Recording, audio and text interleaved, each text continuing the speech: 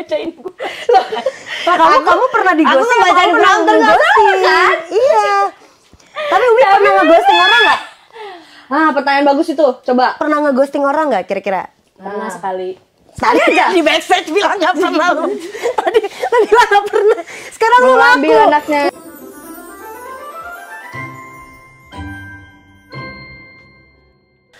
Halo semua, selamat datang kembali di kontennya Bloom Media di segmen Tanya Haloha, di mana kalian bebas untuk memberikan cerita atau pertanyaan yang akan dijawab bareng sama aku. Tapi kali ini aku nggak sendirian. Aku sama Kes Pamali Tumbal, ada Keisha Leponkan dan Umi Kuari. Hai, Bloom Bestie. Halo Besti. Halo Bestie. Apa sih lu tahu-tahu aja? Apa sih gue? Karena pasti kalian kaget kan openingnya seserius itu. Enggak Di konten sebelumnya enggak gitu. Kenapa sih? Lu kayak nonton lawak bego. Enggak, lu masa orang lagi ngomong opening lu. Ya kan abis makan ya, maaf ya. Iya. Tadi minum vitamin C kan? Iya, lu minum vitamin C. Nah, natural aja kan? Iya. Nggak apa-apa kan manusia tahak aja.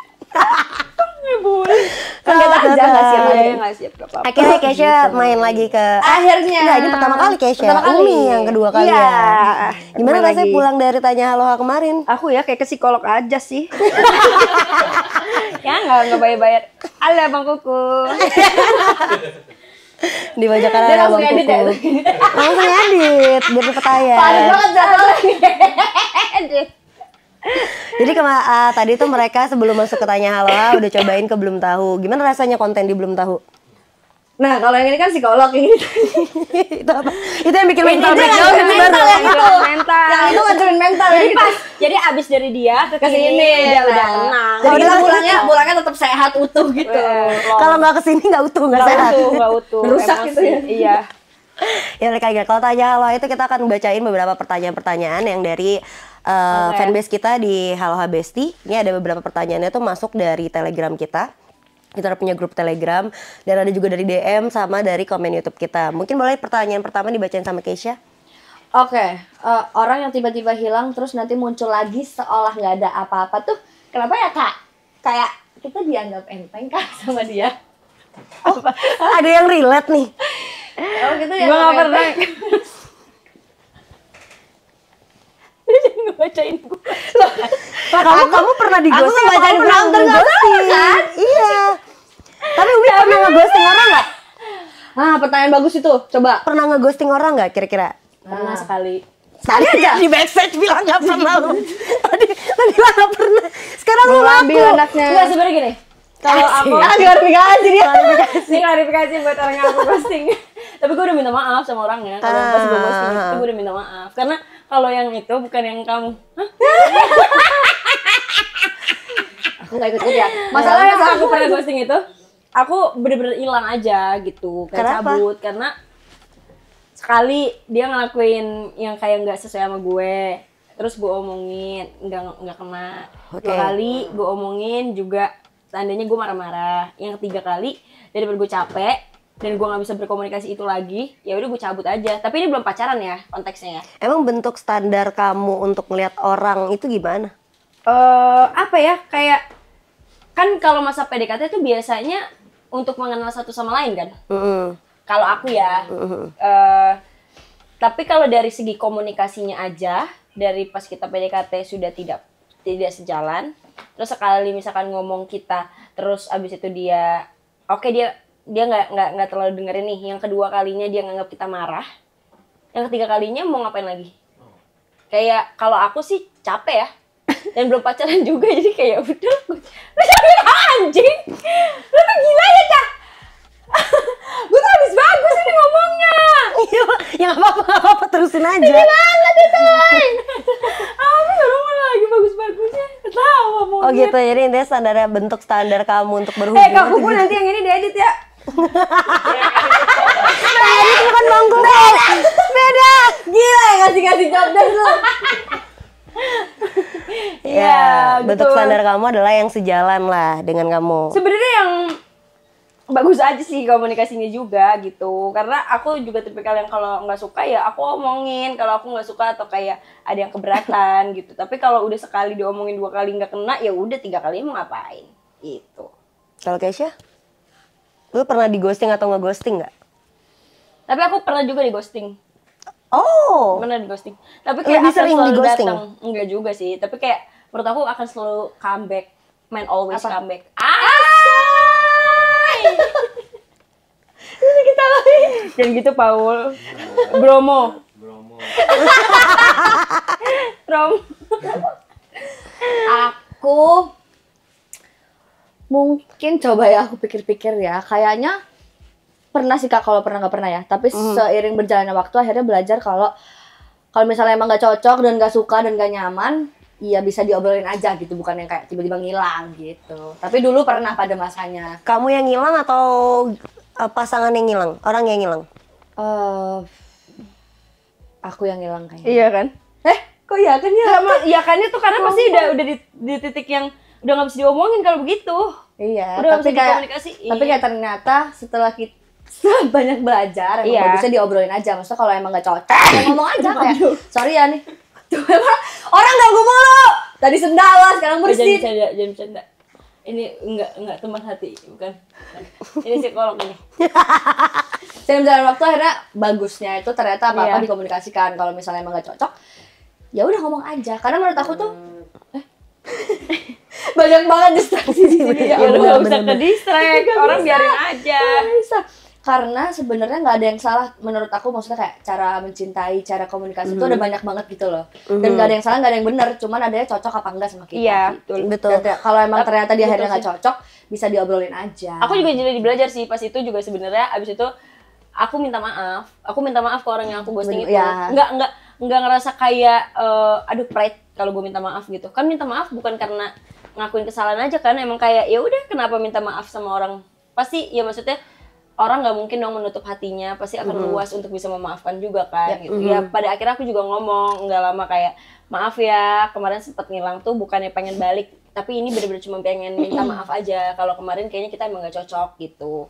Gue tahu banget nih kalau ada bocum di sini pasti pertanyaannya kenapa lu harus datang lagi? Ya udah kalau udah hilang aja, gue yakin banget tuh bocum akan ngomong gitu. Kalau Bocum gitu ya. Kalau bocum gitu kayak Kalau ya aku minta maaf ngapain sih. untuk datang lagi? Padahal gue juga setuju sama Iya, kalian kan berdua. ngasih closure aja. Ngasih closure Betul. aja. Karena yang kemarin kan Kayak- nggak jelas kan. Iya. Iya, benar.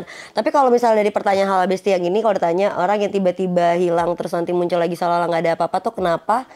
Lebih ke karena yang sering datang sama pergi sesuka hati tuh biasanya tahu bahwa kamu terlalu sabar Betul. untuk marah dan terlalu sayang untuk meninggalkan. Betul. Jadi Menangis ya, Mbak. kehadiran tanpa konsisten yang menunjukkan satu hal, ya kamu tuh cuma pilihan bukan prioritas gitu. Jadi kalau kamu pikir kenapa ya orang kok nyepelain gue banget, lebih ke kayaknya bukan kamu target market yang harus dibeli sama pasangan kamu yang lagi ngedeketin kamu saat ini gitu. Jadi ya nggak apa-apa kalau misalnya emang ternyata harga kamu terlalu mahal, ya kenapa harus banting harga? Betul. Nggak usah naruh mahkota kamu lebih rendah dari apa yang sedang kamu taruh sekarang untuk orang lain bisa pijakin itu gitu. Menurut aku ya. Jadi kalau misalnya ditanya, emang kita akan dianggap enteng atau sebelah mata sama dia? Pasti.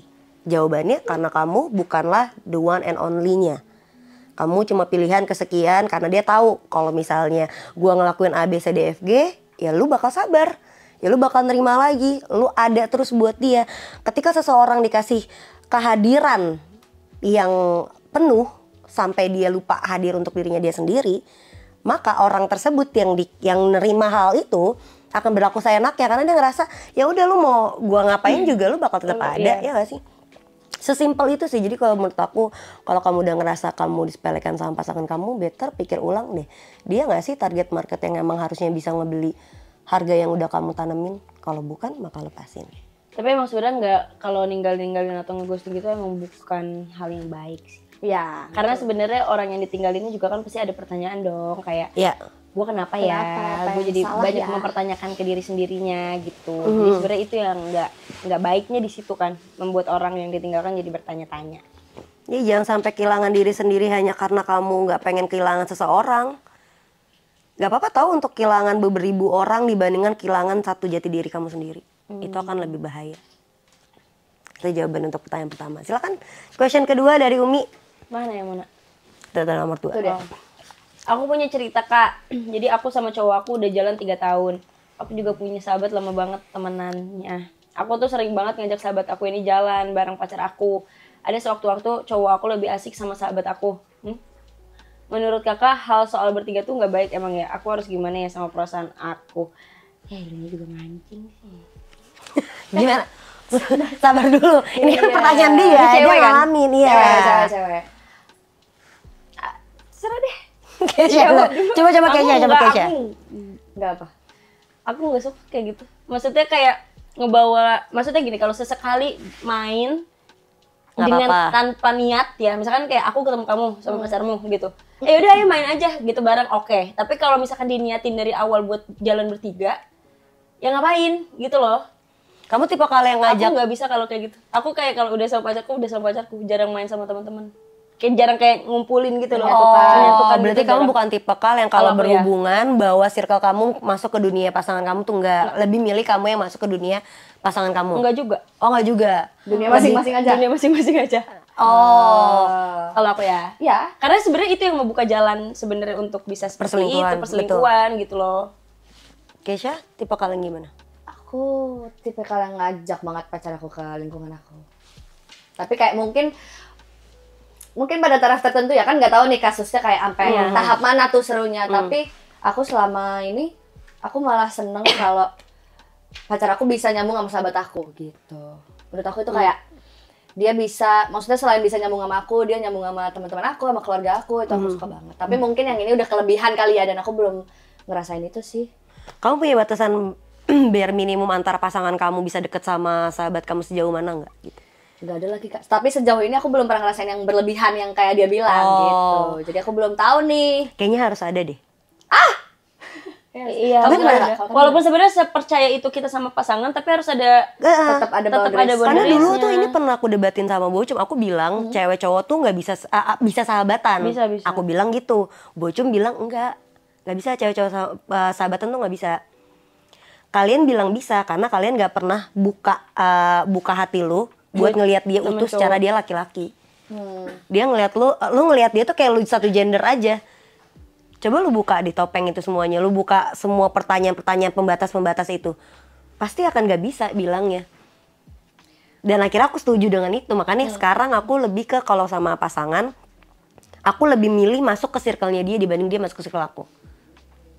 Tujuannya kalau ada terjadi apa-apa, gue masih punya dunia gue sendiri dengan Dan di masih belakang ada gue yang masih teman-teman aman. gitu. Iya. Sebenarnya kan karena manusia tuh adalah Ya manusia. orang yang nggak bisa ditebak kan. Dengan perasaannya, mungkin dia bisa bilang dia nggak suka, mungkin dia Iya. bisa bilang kayak iya aku nggak ada perasaan, tapi kan kita nggak tahu di dalam hatinya seperti apa. Nah aku juga soalnya tipikal yang pecemburu juga, lumayan cemburu. Jadi kayak nggak bisa tuh kayak gitu nggak bisa. Gue marah, tantrum, murka. Sini aku makan. Hah? Gitu. Marah Langsung oh kamu marahnya kayak gitu. Aku jadi pasangan kamu sih gak takut demi. Oh gitu doang nih marahnya Umi gak melengking Aku gitu. bener cemburu banget Kak, cemburu banget. Cemburuan. Iya. Tapi karena cewek Tapi tuh punya cemburu boleh feeling. tahu. Tapi Iya cewek tuh benar. punya feeling Nah, nggak? itu Kayak kali ya. gini loh, kayak misalkan cowokku, kalau aku punya cowok aku bawa nih ke Kesha, aku kenalin gitu. Feeling aku nggak mungkin Kesha kayak gitu, tapi ada misalkan aku bawa ke temanku, tapi feelingnya bakal anjir, kayaknya bakal ada ini nih. Gitu ngerti gak sih? Kalau aku ya, kalau aku bakal ngikutin Tapi feelingku. pun selagi kamu ngajaknya ke orang yang kamu udah percaya, kamu juga harus punya kasih batasan Iya. tuh. Sejauh apa? Karena kita nggak pernah tahu kapan dunia kan kita udah jelas ya. Gue tuh udah pernah bilang di beberapa podcast lainnya selain di Haloha, gue bilang dunia tuh brengsek. Iya. Karena suka ngasih kita bercandaan dengan cara yang suka nggak kira-kira gitu, dengan masalah-masalah yang kita aja nggak bisa nebak, ya kan? Iya, betul. Kadang dia Beda. dateng aja mulu, ya kan? Kita tuh padahal lagi nggak kuat dan segala macamnya. Dibilang orang, kamu sanggup kok? Enggak anjing, gue juga kalau bisa teriak, gue juga lagi nyusun. Kalau bisa lari, lari. Betul. Coba tendang, Nah, cuma kan tendang. nggak seperti itu cara dunia bekerja gitu. Nah, gue memilih untuk membatasi kebrengsekan dunia itu sejauh mana. Ya, harus guanya antisipasi.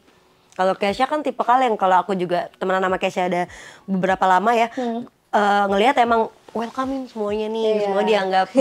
dirangkul, semuanya tuh Sini. iya kayak ayo nggak apa-apa, lo ada masalah, iya yuk bantuin lah, gue bantuin gitu kan. Kayak harus punya tahu Biar nggak kejadian-kejadian kayak gini nih. Nah kalau aku tipenya Kak, justru malah ini mungkin sisi lainnya aja ya, misalkan pendapat kan Iya, ada boleh, banyak. Nah kalau aku malah justru di situ di tesnya, maksud aku kalau emang dia entar genit sama sahabat aku atau gimana ya udah berarti lu bukan buat gua aja kayak gitu. Oh langsung bisa cut off tapi Iya, ya. Oh gue karena sama aku kayak tipenya Umi. kayak gitu. Gak bisa cepet cut off soalnya gue. Gue takut buat cut off orang tuh gue takut gitu. Kayak kalau ini kan hubungan sama temen ya. Iya. Kayak temen tuh aku tuh sama temenku, aku kalau udah sayang banget sama temanku atau sahabatku udah segitunya gitu. Jadi daripada aku musuhan Kehilangan. juga sama temanku, terus musuhan juga sama orang lain, kayak ya udah mendingan jangan kan. Apalagi aku kalau sahabat tuh lumayan lama-lama, ada yang 11 tahun, 15 tahun gitu, 5 tahun. Jadi jangan sampai ngerusak aja sih kalau aku kayak gitu. Iya sih, jadi kalau buat pertanyaan Hala Besti yang ini, Karena kamu aku udah 3 hubungannya- tahun kan pacaran, terus kamu bawa sama sahabat kamu, tahu-tahu dia jalan di belakang kamu dan segala macam. Karena cheating itu Kalau kan sampai beda-beda. itu melebihi batas banget kalau Iya misalnya, kan? misalnya Cheating, nih aku itu pacaran sama cheating. dia, terus aku kenalin kamu ke Firda. kakak, Heeh. terus kalian jalan berdua di belakang aku, ya itu mah Itu mah udah Iya, makanya pelarian kan. banget itu. Karena kan bentuk-bentuk perselingkuhan orang tuh beda-beda. Ada yang mereka udah pacaran dulu baru itu selingkuh. Ada yang flirting dulu itu baru selingkuh. Ada yang mungkin having sex one night stand. Iya. Walaupun one night stand itu selingkuh. Ada yang cuma kayak nge-replay orang cewek lain itu selingkuh tapi nggak Micro-cheating bilang ya itu tuh ada berapa banyak kategorinya tuh banyak banget sebetulnya. Tapi ya kalau menurut aku harus dibatasin sih dengan kamu udah ngalamin kayak gini ya. Karena kalau kamu ditanya gimana ya kamu dengan perasaan kamu, ya kalau kamu nggak nyaman buat apa terus dijalankan. Betul. Yang Lama-lama kamu rasain valid kok, maksudnya Valid. banget, cuman tergantung persepsi masing-masing aja. Kalau kamu udah gak nyaman, tinggalkan. lari. Tapi kalian kan kalau aku baca sedikit sinopsisnya dari ini, aku agak masuk sedikit ke film ya, mungkin Halo Besti boleh sambil dengerin juga. Aku sedikit masuk lah ke arah film kalian di Pamali ini. Ini juga ada kesan tentang bertiganya kalian dalam berteman ya? Betul. Jadi sebenarnya kita tuh sahabatan udah lama. Terus datanglah sepupunya dia. Namanya Cecep. Betul. Jadi aku namanya Putri. Aku Kiki perannya. Betul. Terus Kak Fajar jadi Cecep. Fajar Nugrah. Fajar Nugra adalah sepupu dia. Tapi akhirnya sepanjang film tuh kita kemana-mana bertiga. Mirip tuh. Terus. Si mirip. Mirip tuh. Mirip Mayan. Ya kan? Apanya yang mirip? Muka Bercandaan? Iya. Jadi sebenarnya lumayan nyambung kali ya sama yang pertanyaan nomor 2, kayak ini hubungan antar teman gitu loh. Kayak kalau di film Pamali juga hubungan antara teman Kiki dan Putri itu sangat melekat banget gitu. Jadi Kiki tuh sahabatnya Putri banget. Jadi Kiki tuh nggak punya orang tua, nggak punya bapak sama ibu, cuma punya abang gitu. Terus sementara Putri tuh punya adik dan punya ibu gitu. Jadi dimana Kiki tuh ngerasa bahwa Putri tuh adalah hal yang paling berharga. Oke. Jadi karena nggak punya keluarga, udah cuma punya abang, punya Putri yang selalu ada. Ibunya Putri udah kayak ibunya Kiki, adiknya Putri udah kayak adiknya Kiki gitu. Jadi kalau bisa gue kasih semuanya buat Putri.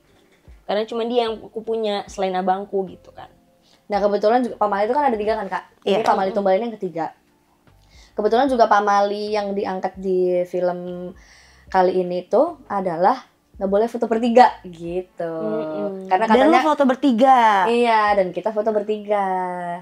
Jadi katanya kalau foto bertiga akan ada yang meninggal. Iya. Tapi itu emang banyak sih di beberapa tempat ya. Itu nggak boleh ganjil. Kayak naik gunung aja lah. Betul. Naik gunung kan ada beberapa syarat-syaratnya kan, Iya, nggak boleh, salah ada yang satunya nggak boleh bawa ganjil. ini, nggak boleh pakai ini, nggak boleh ganjil gitu-gitu kan. Oh itu akan dibahas di dalam film ini. Akan dibahas di film ini. Tapi gue tertarik dengan masalah tadi keluarga, tentang yang lo bilang ya, Kiki tuh bener-bener nggak punya sosoknya, Nggak punya. atau rumahnya nggak berasa Bener-bener nggak punya orang tua. dari kecil ceritanya, atau yang lo iya. gambarkan dalam Kalau yang diri lo digambarkan sih menurut aku Kiki tuh bener-bener gak punya orang tua dari kecil.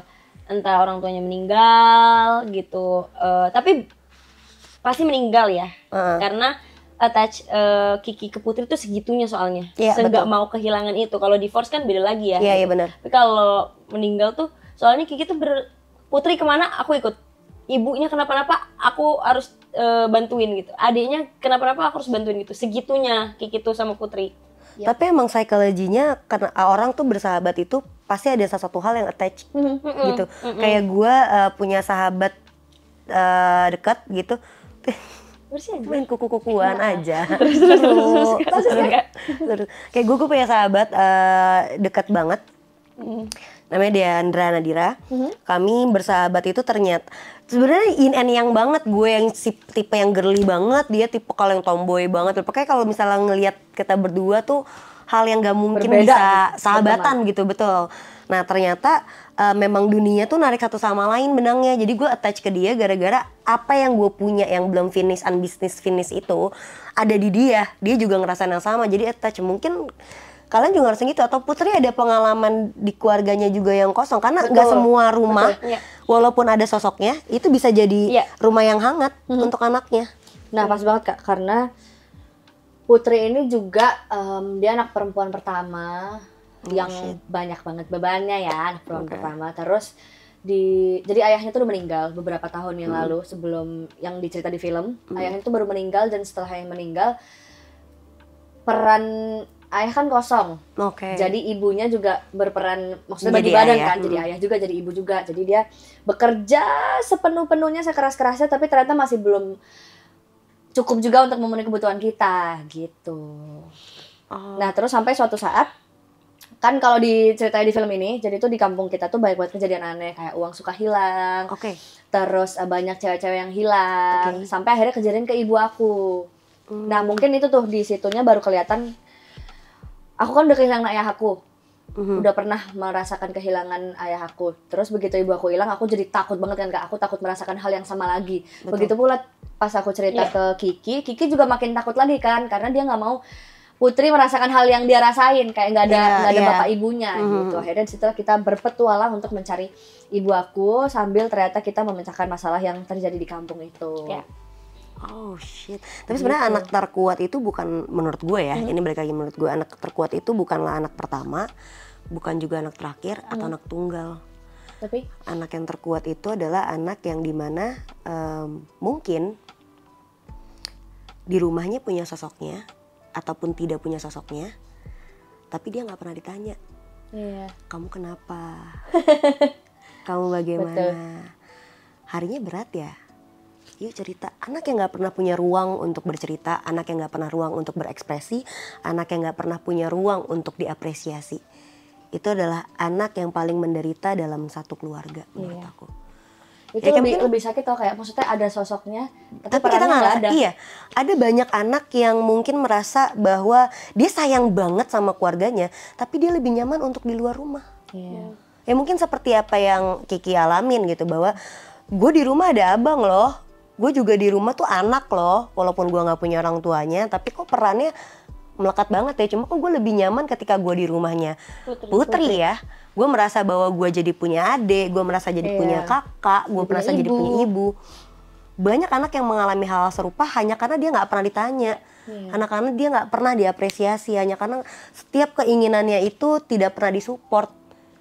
Bahkan anak-anak yang mungkin, ini gue bilang anak-anak perempuan lah ya, karena basicnya tadi dari pengalamannya Kiki sama dari pengalamannya Putri, yang tidak punya sosok laki-laki. Itu mungkin bisa jadi relate ke Halo Habesti di luar sana, mungkin juga akan relate dengan cerita ini. Sosok peran ayah itu sangat. Iya, peran laki-laki itu sangat penting, dan pertamanya pasti kita cari sosok itu di rumah. Dan ketika di rumah sudah tidak ada, maka kita cari di luar. Brengseknya di luar kita ketemu orang yang menghancurkan kita jauh lebih dalam dari yang kita dihancurkan sebelumnya. Tahu nggak itu kenapa bisa terjadi? Karena kita sendiri memberikan ruang. Karena kitanya nggak percaya sama diri kita sampai kita harus meminta gantungan oleh orang lain. Gantungannya kita belum tahu nih, kita pengen bergantung sama orang, tapi gimana sih bentuk bergantungnya? Tapi seperti apa sih bentuk gantungannya yang gue mau, jenisnya, apanya, kita nggak tahu, kita cuma pengen bergantung aja. Itulah yang rapuh. Akhirnya kita menyalahkan setiap pasangan kita yang kita punya, mungkin juga kayak pengalaman Halo Besti yang cerita di sini, kamu menyalahkan sahabat kamu, jadinya kamu menyalahkan pasangan kamunya. Mungkin sebetulnya kamu yang nggak benar-benar tahu apa yang sebetulnya kamu inginkan, kamu harapkan. Bisa jadi demikian. Ya, betul. Tapi akhirnya gue jadi sedikit penasaran dengan film Pamali ini, lebih kepada dramanya sih jadinya ya kelihatannya. Karena jadi kayak gue bisa ngelihat diri gue ada di situ gitu. Gue pun sama, keluarga gue lengkap utuh, gue nggak bokap nyokap nggak divorce, tapi nyokap udah almarhum. kebetulan beberapa tahun lalu. Itu ngebuat gue jadi ngerasain bahwa oh iya ya, di rumah sendirian itu cukuplah menyebalkan gitu. Sekalipun kita segitu sayangnya sama seisi rumah dan perabotannya ibaratnya. Tapi enggak lagi. It's not my home. It's my jail gitu. Wow. Kayak itu penjara gue aja. Yang kayak gitu. Cara sembuhnya gimana? Banyak banget cara. Bisa konseling, bisa journaling, bisa untuk kamu juga memberikan ruang untuk dirimu sendiri, bermeditasi dan segala macam. You must to try guys. Biar tujuannya apa? Kamu harus selesai dulu sama dirimu. Kamu nggak naruh luka baru untuk rumahmu yang akan datang, dan kamu bisa nyelesain si masalah yang belum selesai. Bisnis itu yang belum kelar, kamu bisa hadapin itu dengan seksama, sebetulnya gitu. Yang penting sih harus mengenal diri sendiri dulu ya. Dan gimana sih cara kenalannya, kan orang bingung. Beda-beda juga tiap orang. Betul, gimana sih cara gue mau kenalan nih, semua orang bilang semua masalah tuh intinya balik lagi ke diri sendiri, lu mesti kenalan dulu. Banyak orang yang akhirnya marah, gue pun dulu marah ketika gue diceritain itu atau ditanyain itu sama psikolog gue atau psikiater gue marah, gue bilang kayak, ya gimana caranya anjing kenalan sama dia itu gimana? Iya, gue bingung, pokoknya udah gak selesai aja nih, menurut gue nih semua anjing aja gitu. Gue gak tahu diri gue kayak apa, sampai akhirnya ketemunya dengan cara tidak memaafkan. Caranya adalah hadapin brengseknya masalah yang ada di sekeliling lo sampai masalahnya capek buat datang ke lo, gitu. Itu untuk pertanyaan nomor 2, tapi kita masuk dulu ke pertanyaan nomor 3 karena pertanyaan nomor 3 tuh lumayan relate sama apa yang lagi kita bahas sekarang. Kak, emang seorang anak itu harus berkorban demi keluarganya ya? Apa itu hal yang jadi wajib dan takdir yang harus dilakukan kah? Dan kalau kita ngelawan, kita pasti dibilang durhaka. Menurut kalian gimana? Itu kayaknya cuma Boleh dijawab sebagai karakter loh, in a way. Atau Putri dulu deh. Itu kayaknya stigma orang Indonesia aja gak sih? Untuk selalu berkorban demi keluarga. Ya sebenarnya tanpa disuruh pun akan berkorban. Udah menjadi insting aja. Iya, akan berkorban pun untuk keluarganya. Tanpa Dan perlu sebenarnya nggak wajib ya. Iya. Tidak diwajib. Tapi kalau pertanyaannya ini sih menurut gue ya, nggak semua galau itu tentang cinta, nggak semua galau itu tentang hubungan, pertemanan, prestasi, karir. Kadang ada beberapa kegalauan dari yang anak itu merasakan setiap harinya, berpikir untuk gimana caranya apa yang ada di kepalanya itu bisa terlaksana dengan baik gitu. Itu kegalauan yang unlimited tuh menurut gue. Gue nggak mikirin apa-apa, gue mikirin semuanya, gue rangkul jadi satu, terus gue pengen itu cepet-cepet sembuh gitu. Iya sih, mungkin anak-anak sekarang juga lebih banyak ngerasain kayak dipush sama orang tua untuk menjadi orang yang hebat gitu ya, atau menjadi juara. Atau brengseknya sebenarnya bukan orang tua yang nuntut, kita yang terlalu obses. Tapi pasti obses itu akan ada dorongan dari keluarganya sih, kayak entah keluarganya yang secara tidak langsung nge-push mentalnya untuk bisa menjadi seorang yang hebat dan dewasa menurut aku. Karena kalau nggak ada dukungan itu kayaknya manusia nggak akan ada mau berjuang deh kalau nggak ada tekanan. Tapi kayak Putri aja, Putri kan tadi cerita kalau dia di keluarganya mungkin dari segi ekonominya kurang gitu ya. Dan gue sedikit baca di sinopsisnya juga, dia akhirnya memacu dirinya dia untuk kayak bisa memeluk si keluarganya tapi kan itu. Tekanan dari keluarganya Putri kan. Iya. Dari keluarganya Putri yang dia nggak punya apa-apa, bapaknya udah nggak ada. Cara satu-satunya keluar adalah untuk dia bisa memaksa dirinya kerja sendiri, di luar gitu. Tapi kan tetap ada tekanan, walaupun ibunya nggak ngebolehin, tapi tetap ada tekanan dia sebagai anak pertama yang mau ngebahagiain orang tua dan adiknya. Kamu aslinya anak berapa? Aku anak kedua dari 3, aku tengah. Kamu? Aku anak ke-7 dari ke-7. Buset! Gila ya? Anak bontot. Jadi gue udah ngeliat abang gue udah kayak gimana, kakak-kakak gue udah kayak gimana tuh, gue udah ngeliatin oh begini. Jadi anak bontot kayaknya, kalau aku jadi kayak udah kerekam semua sifatnya mereka. Jadi pas di guenya jadi belajar aja gitu. Apalagi udah 7. Nah, dengan film Pamali ini ada gak sih satu hal yang kalian dapetin gitu dari, nggak tahu ya, kalau gue tadi cerita di belakang sama kalian, gue ngerasa kenapa gue pengen nonton Pamali adalah gue pengen tahu gimana sih cara gue bisa kenalan dan berdamai dengan ekspektasi gue sendiri yang gue lahirkan karena tekanan-tekanan luar gitu. Gue ngerasanya gitu. gimana caranya gue bisa merasa akhirnya cukup dengan apa yang gue milikin sekarang. Itu yang kurang lebih tadi tergambar kan. Itu kayaknya Putri deh yang harus bisa jawab. Jadi kalau dari sudut pandang Putri itu, dia itu kalau dari awal tuh di build-nya, Putri itu nggak bersyukur sama apa yang dia punya pada saat itu. Kayak dia tuh selalu lihat apa yang dia mau aja. Aku mau A, B, C, D, E, F, G. Padahal dia udah cukup banget pada saat itu, dia udah punya apa yang dia butuhin. Sampai akhirnya sadar, perkembangan karakternya sampai akhir, dia baru sadar kalau ternyata yang dia punya itu emang yang dia butuhin pada saat itu. Kayak dia terlalu greedy aja untuk mau ini, mau itu, mau ini, mau itu. Padahal ternyata pas dia kehilangan yang dia punya, dia baru sadar ternyata emang yang dia punya pada saat itu emang udah cukup banget. Emang udah itu yang dia butuhin. Tapi jadinya dari situ ya mungkin si Putrinya belajar. Jadi setelah itu dia jadi ngerti kalau apa yang kita punya pada saat ini tuh emang yang kita butuhin. Dan itu udah cukup. Kita nggak perlu minta yang lain, kita nggak perlu mau yang lain. Tapi kadang-kadang tuh manusia kayak sifat manusia aja kan Kak? Iya benar. Rakus, Rasa kurang. Gitu. Ngerasa selalu nggak cukup. Apa?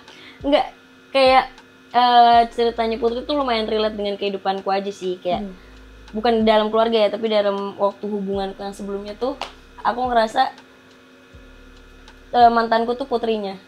Jadi kayak aku tuh pernah ngomong kayak dulu tuh kalau nggak salah, kamu tuh harus belajar buat ngehargain apa yang ada sekarang. Nanti kalau udah nggak ada, kamu baru ngerasain. Dan itu kejadian banget di Putri. Itu yang lo ambil dari film ini. Itu hal paling berharga di hidup Putri. Dia kehilangan. Dan selama hidupnya Putri itu dia nggak lihat ada hal itu. Karena dia terlalu fokus sama apa yang dia mau. Nah iya, kadang brengseknya juga kita ya terlalu serakah nih kan, terlalu rakus, pengennya yang itu dipenuhin. Sampai akhirnya ketika itu nggak dapet, pengennya mati.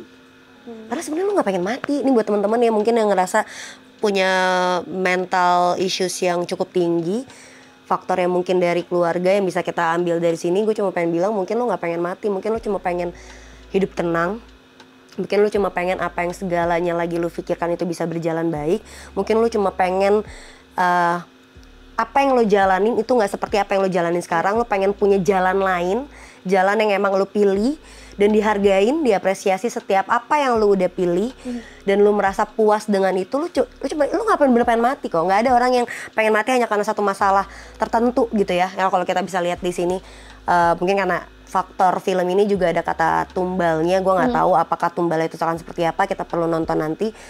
Cuma lebih kepada kalian nggak bener-bener pengen mengakhiri hidup kalian kok. Kalian cuma pengen hidup tenang, kalian cuma pengen apa yang kalian lagi ada di kepala kalian tuh berjalan se-going well yang lo inginkan. Caranya adalah lo yang pilih, pilihannya adalah lo yang tentukan. Dan ketika lo sudah pilih dan tentukan setiap detailingnya, lo cuma pengen diapresiasi sama setiap orang. Enough. Baru lo akan ngerasa cukup itu. Mi nggak apa-apa Mi kalau mau nangis Mi. Apa? Enggak, aku nggak. Karena aku nggak ngerasain ya, yang ngerasain pasti. Kok pasti? Maksudnya apa sih? Nggak ya.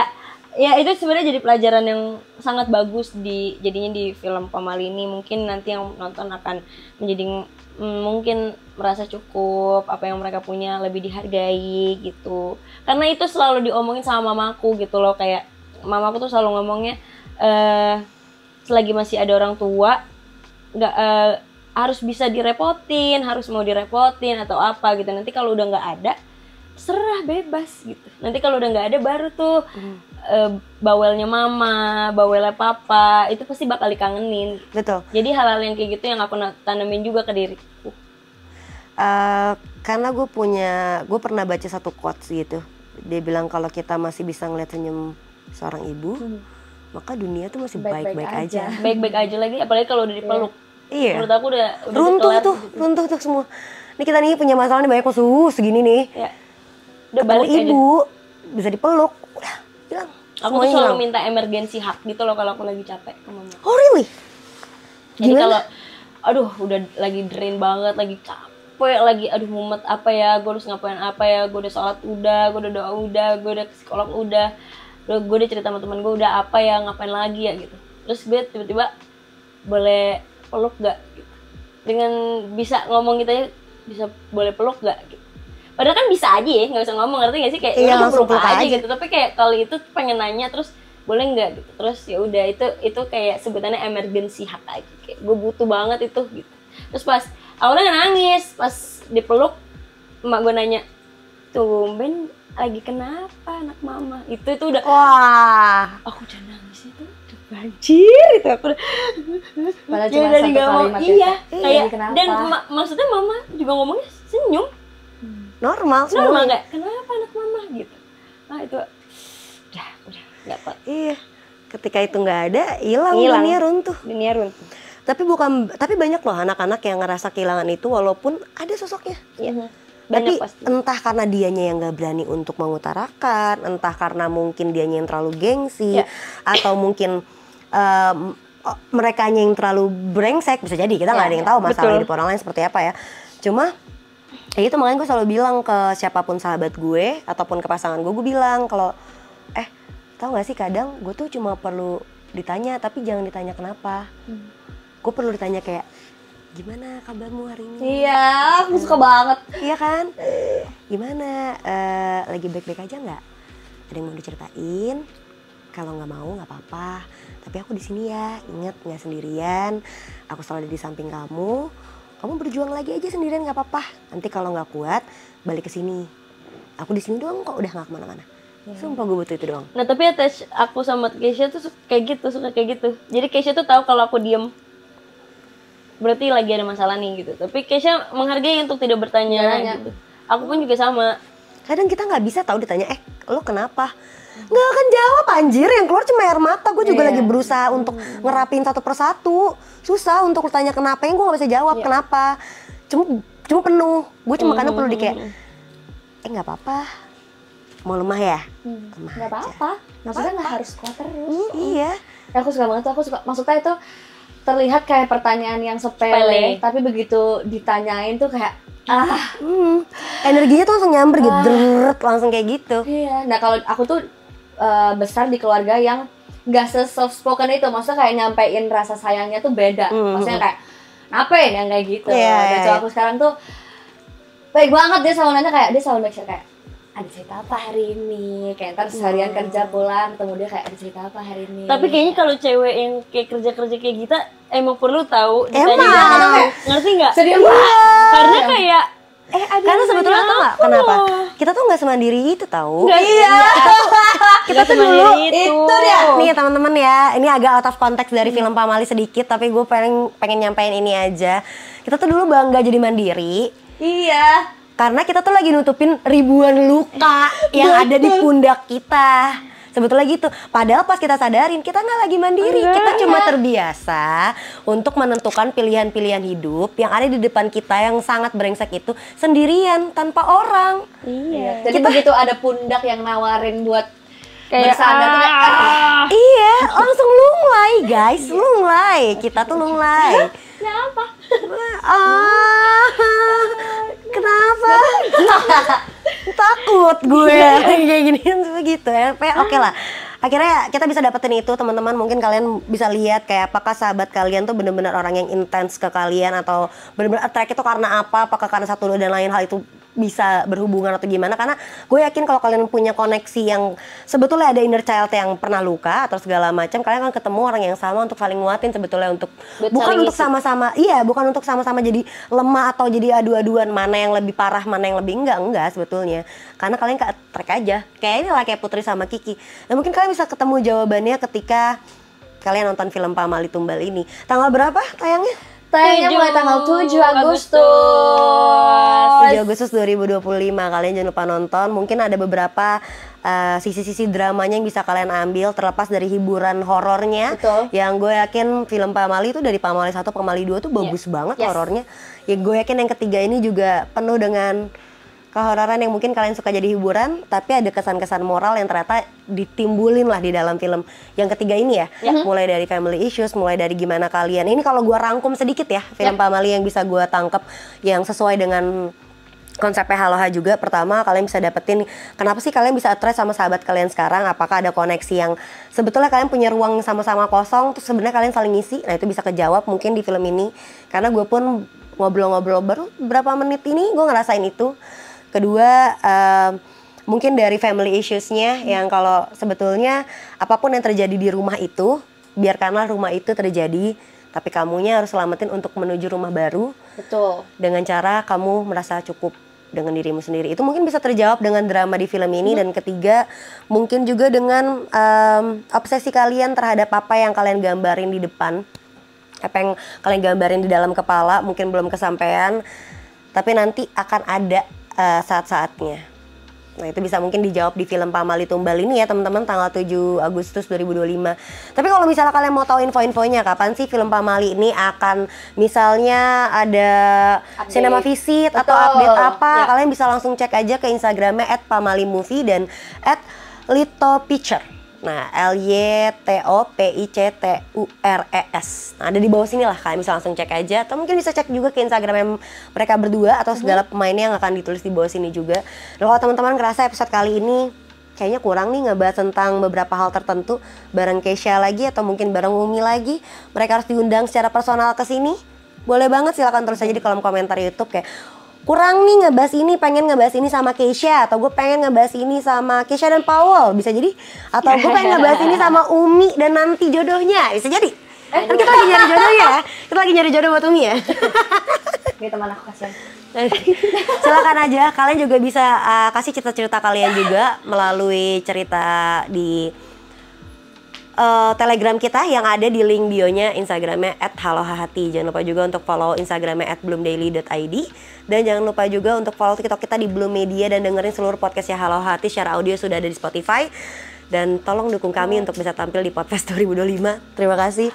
Dan teman-teman semua jangan lupa untuk like, comment, subscribe, share video ini sebanyak-banyaknya. Dan kalau kalian mau penggal silakan aja, jangan lupa ditulis kredit title-nya. Dan please jangan ada komen-komen judul atau artikel-artikel judul apapun di dalam penggalan-penggalan kalian. Boleh untuk dikonsumsi pribadi boleh, tapi nggak usah lah judul-judul itu ngapain sih? Nggak usah ajak-ajak orang. Yes, benar. Hidup kita udah berat, udah jangan ditambah-tambahin dengan judul itu. Oke, kayak gitu, sampai bertemu lagi di episode-episode berikut ya. Bye. Bye-bye. Terima kasih. Terima kasih.